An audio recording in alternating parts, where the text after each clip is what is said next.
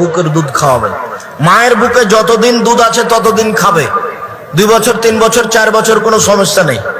ওটা হলো 2 বছর, ওটা হলো দুধ মা প্রমাণের জন্য। নিজের বাচ্চা যতদিন দুধ আছে বুকে ততদিন খাবে। রমজান মাসে মারা গেলে, রমজান মাসে আবার আব্দুর রাজ্জাক বিন ইউসুফের মতো উল্টাপাল্টা গবেষণা করা যাবে না। হেরে জিজ্ঞাসে যে এর একটা প্রশ্ন জিজ্ঞাসে একদিন শুনলাম যে একজন বাচ্চা তার মায়ের দুধ কতদিন খেতে পারে? বলছে যতদিন ইচ্ছা খেতে পারে। নাউজুবিল্লাহ পড়ে। অথচ আল্লাহ কোরআনে বলেন ওয়াল ওয়ালিদাতু ইরজি'না আওলাদাহুন্না হাওলাইনি, 2 বছর বা বেশি হলে 2.5 বছর। তো উনি বললেন যে 2 বছর 2.5 বছর, এটা 2 বছর 2.5 বছর পর্যন্ত খেলে দুধমা হবে, আর 2 বছর 2.5 বছর পরে খেলে আর দুধমা হবে না, কিন্তু খাওয়া হারাম না। এই যে এটা হলো আব্দুর রাজ্জাক বিন ইউসুফের ইজতিহাদ। এটা হলো আব্দুর রাজ্জাক বিন ইউসুফের ওনার আরেকটা অসাধারণ ইজতিহাদ আছে। কি ইজতিহাদ? উনি বলছেন এবার তুমি রিকশা চালক, বুঝেন, তুমি রিকশা চালক, তুমি 100 টাকা কামাও, সারাদিন 1000 টাকা কামাও, বাজারে গেছো পুঁটি মাছ কিনবা, ট্যাংরা মাছ কিনবা, মোলা মাছ কিনবা, ছোট মাছ কিনবা, তুমি 100 টাকা কামাও, বাজারে গিয়ে সবচেয়ে বড় বোয়াল মাছ কিনছো, তুমি জাহান্নামে যাইবা।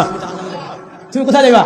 এই বেটা তুই 100 টাকা কামাস, তুই বড় মাছ কিনবি, তুই জাহান্নামী। তো আমি পরে প্রশ্ন করলাম, আচ্ছা যদি দরিদ্র মানুষ ছোট মাছ না কিনে বড় মাছ কিনে তাহলে তো জাহান্নামী, ঠিক না? এক দরিদ্র মানুষ সে সবসময় তার জন্য উচিত হলো নরমাল বাথরুমে পায়খানা করা। এখন এক দরিদ্র মানুষ যদি টাইলসওয়ালা বাথরুমে পায়খানা করে তাহলে জান্নাতি না জাহান্নামী? এক দরিদ্র মানুষ পোল্ট্রি ফার্ম না কিনে দেশি মুরগ কিনছে, জান্নাতি না জাহান্নামী? এবার বলেন ফার্মের মুরগের সাথে মাছ কিনা বেচার সাথে জান্নাত জাহান্নামের কোনো সম্পর্ক আছে? জান্নাত জাহান্নামের সম্পর্ক আমলের সাথে। জান্নাত জাহান্নামের সম্পর্ক কার সাথে? এটা হলো আব্দুর রাজ্জাক বিন ইউসুফের কাজাকুল ইজতিহাদ। শুনেন, তারা বলে আমরা কোরআন সুন্নাহর বাইরে কিছুই মানি না, কিন্তু নিজেদের মতের পক্ষে গেলে আব্দুর রাজ্জাক বিন ইউসুফের ইজতিহাদও মানে। কেমনে মানে আমি করে দেখাবো, আগে শুনেন। তাহলে যখন আমি কোরআন সুন্নাহ পাবো না তখন আমি কি করব?